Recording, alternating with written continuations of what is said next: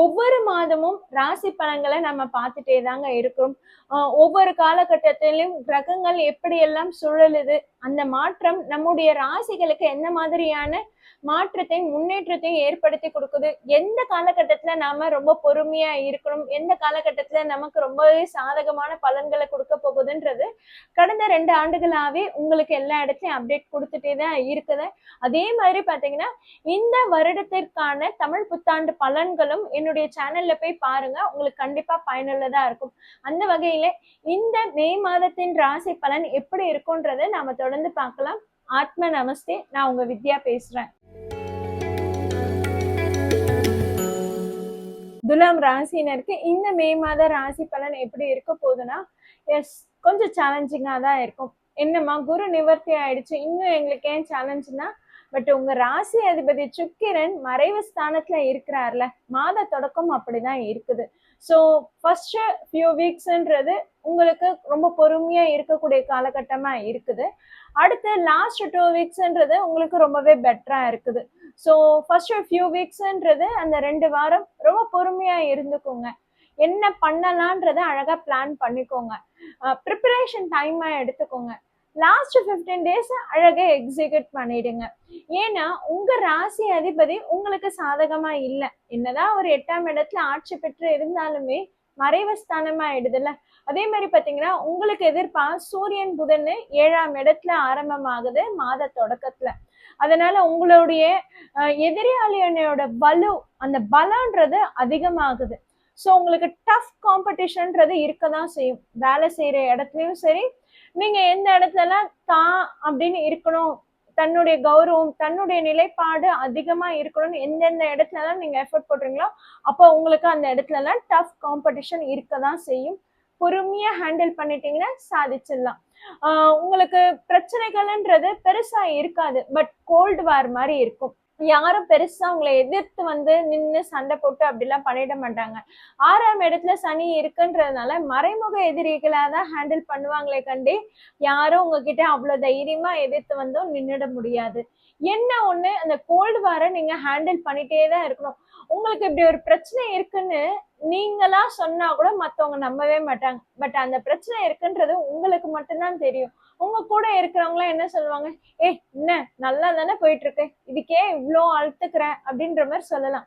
But துலாம் ராசினருக்கு கடந்த மாதமும் சரி இந்த மாதமும் சரி கொஞ்சம் சேலஞ்சிங்கா தான் இருக்கும்.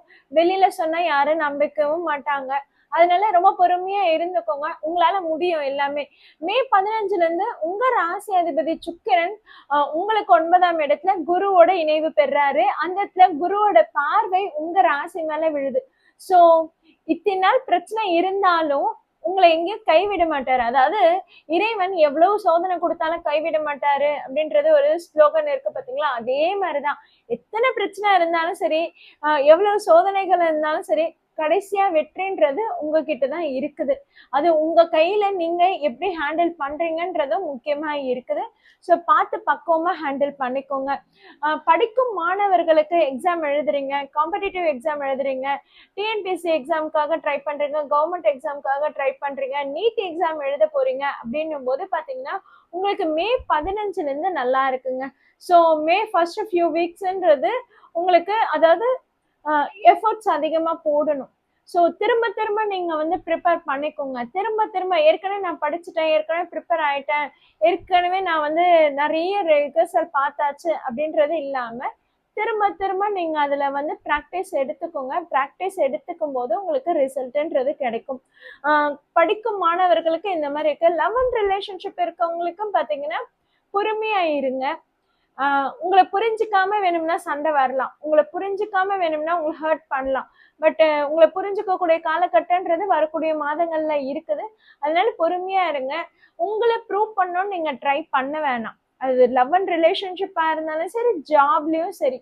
ஜாப்ல நான் ஏற்கனவே சொன்ன மாதிரிதான், உங்களுக்கு வலுவான எதிர்ப்புகள், வலுவா ஸ்ட்ராங்கா உங்களுக்கு காம்படிஷன்ஸ்ன்றது இருக்கதான் செய்யும். அந்த இடத்துல நீங்க பொறுமையா ஸ்மார்ட்டா நீங்க ஹேண்டில் பண்றதை பொறுத்து இருக்கு. ஓகேங்களா? ஸோ 5ஆம் இடத்துல ராகு இருக்கிறாருன்னும் போது பாத்தீங்கன்னா குழந்தைங்களால நல்ல சந்தோஷங்களும் இருக்கும், அதே நேரத்துல சின்ன சின்ன தொந்தரவுகளும் அதிகமா ஏற்படும். விட்டு கொடுத்து அனுசரிச்சுட்டு போயிட்டீங்கன்னா உங்களுக்கு குழந்தைங்களால இருக்க பிரச்சனைகள் குறையும். பெருசா எடுத்துக்காதீங்க. சின்ன சின்ன தப்பு பண்றதை சின்னதாவே விட்டுடுங்க. அதே மாதிரி பாத்தீங்கன்னா குலதெய்வ அனுகிரகம்ன்றது கண்டிப்பா இந்த நேரத்துல அவசியமா தேவைப்படுது. முடிஞ்சா குலதெய்வம் கோயிலுக்கு போய் வழிபாடு பண்ணிட்டு வாங்க, உங்களுக்கு பெட்டர் ரிசல்ட்டா இருக்கும். 11ஆம் இடத்துல கேது இருக்கிறாருன்னும் போது பாத்தீங்கன்னா பெரியவங்க கிட்ட இருந்து இருக்கக்கூடிய அந்த சப்போர்ட்ன்றது உங்களுக்கு ஏதோ ஒரு இடத்துல இடைஞ்சலாவே இருக்கும். இவங்க சப்போர்ட் பண்றாங்களா இல்ல நமக்கு இடைஞ்சல் கொடுக்குறாங்களான்ற கன்ஃபியூஷன்ஸ் உங்களுக்கு இருக்கும். இது கடந்த ஆண்டுல இருந்தே இருக்கும். ஒரு பக்கம் சப்போர்ட் கொடுக்குற மாதிரியும் இருக்கு, இன்னொரு பக்கம் பாத்தீங்கன்னா நம்மள வச்சு செய்யற மாதிரியும் இருக்குன்ற மாதிரி கடந்த ஆண்டுல இருந்தே இருக்கும். இந்த மாதம் பர்டிகுலரா இன்னும் கொஞ்சம் அதிகமாவே ஏற்படும். அதனால அவங்க கிட்டயும் பெருசா நீங்க அதாவது என்னன்னா யார்கிட்டயும் டிஸ்கஷன் ஆர்கியூமெண்ட் போக வேணாம். போகாம இருக்கிற வரைக்கும் உங்களுக்கு பெருசா பிரச்சனைகள் இருக்காது. மறைமுக எதிரிகளா மட்டும்தான் செயல்படுவாங்க. இதே நீங்க நீங்க உங்களை ப்ரூவ் பண்ண ட்ரை பண்றீங்க, உங்களுடைய நிலைப்பாட்டை நீங்க பேசி புரிய வைக்க ட்ரை பண்றீங்கன்னும் போது பாத்தீங்கன்னா, ஏன்னா 7ஆம் இடத்துல சூரியன் புதன் இருக்கு. அதே மாதிரி மே 11ஆம் தேதியில இருந்து உங்களுக்கு 7ஆம் இடத்துல செவ்வாய் வந்துடுறாரு. சோ அந்த இடத்துல நீங்க ஏதாவது பேச போனாலே சரி, உங்களுக்கு வலுவான எதிர்ப்புகள்ன்றது ஏற்படதான் செய்யும். அந்த இடத்துல பொறுமையா எந்திரிட்டு போறது நல்லது. கணவர்கிட்ட விட்டு கொடுத்து போங்க, அனுசரிச்சுட்டு போங்க. குடும்பத்துல கொஞ்சம் ஃபர்ஸ்ட் ஃபியூ வீக்ஸ்ன்றது பிரச்சனைகள் இருக்கதான் செய்யும். பொறுமையா இருந்துட்டீங்கன்னா, ஹேண்டில் பண்ணிட்டீங்கன்னா பெருசா பாதிப்புகள்ன்றது ஏற்படாது. ஆக துலாம் ராசினருக்கு எவ்வளவு சோதனைகள் வந்தாலும் சரி, நீங்க பக்குவமா ஹேண்டில் பண்ணிட்டீங்கன்னா கண்டிப்பா சக்சஸ் உங்ககிட்ட தாங்க இருக்குது. சேலஞ்சிங்கா தான் இருக்குது. லாஸ்ட் 2 months சொல்ற மாதிரி இந்த மந்த்தும் உங்களுக்கு கொஞ்சம் சேலஞ்சிங்கா தான் இருக்குது.